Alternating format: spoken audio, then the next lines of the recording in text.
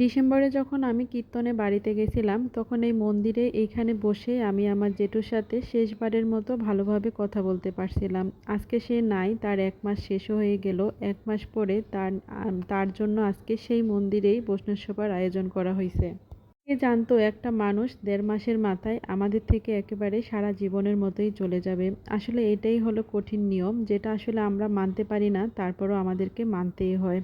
তো আজকে জেঠুর যেহেতু বৈষ্ণব সভা, সকাল থেকেই রান্নাবান্না থেকে শুরু করে সবকিছু এখানে আয়োজন করা হচ্ছিল। তো অনেক মানুষের যেহেতু নিমন্ত্রণ ছিল, তো খুব ভোরবেলায় উঠে সবাই রান্নাবান্না করতেছে। একসাথে করে প্রায় ৬০০-৭০০ লোকের জন্য বৈষ্ণব সভার আয়োজন করা হয়েছে। সাথে আমাদের নিজেদের যে আত্মীয়স্বজন সবাই আসবে। অনেক দিন পরে সবার সাথে দেখা হবে। দুপুরবেলা আমরাও রেডি হয়ে মন্দিরে যাচ্ছিলাম। তো অনেকটা বেশি খারাপ লাগতেছিল যে একটা মানুষ ১.৫ মাস আগে ওই মন্দিরেই আমি ওনার সাথে লাস্ট বারের মতো কথা বলছি, কিন্তু ১.৫ মাসের মাথায় সে আজকে আর আমাদের মাঝখানে নেই।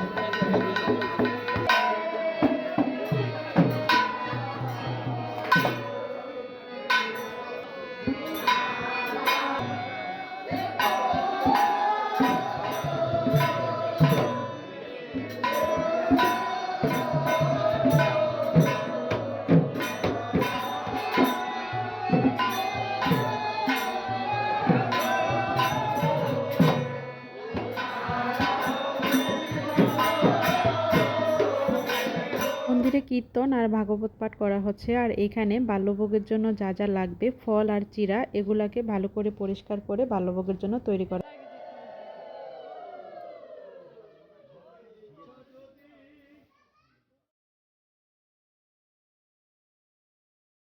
আমার জেঠু এই মন্দিরেরই সভাপতি ছিল।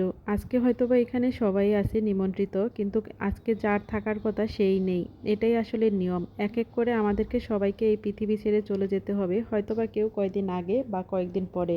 যতই দিন সামনে যাবে, এক এক করে হয়তোবা নিজের প্রিয়জনকে হারানোর সংখ্যাটা একটু একটু করে বাড়বে। এটা ভাবলেই অনেকটা বেশি কষ্ট লাগে। তারপরেও কিছু করার নেই, এটাই পৃথিবীর নিয়ম। তো আজকে প্রসাদের জন্য এখানে যা যা আয়োজন করা হয়েছে সবকিছুই রান্না করা শেষ। যেহেতু অনেক লোকের আয়োজন, তো একসাথে করে রান্না করে আবার এটাকে ঠান্ডা করার জন্য এখানে রাখা হয়েছে।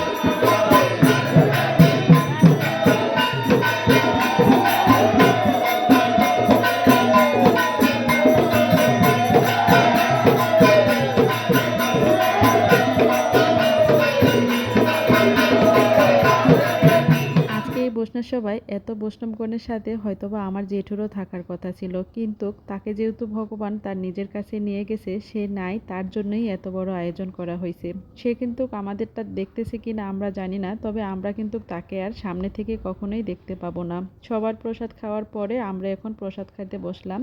তো জেঠুর বৈষ্ণব সভার প্রসাদের এখানে ছিল ডাল আলু ভর্তা, সাথে ছিল কচুর শাক, আর ছিল মুগের ডাল, আলুর রসা, টমেটোর চাটনি। শেষ পাতে ছিল দই আর খেজুরের গুড়। ভগবানের কাছে একটাই চাওয়া, আমার জেঠুকে যেন সে তার নিজের কাছে বৈকুণ্ঠ ধামে জায়গা দেয়। আর সবাই আমার জেঠুর জন্য প্রার্থনা করবেন, উনি যেন পরপারে ভালো থাকে।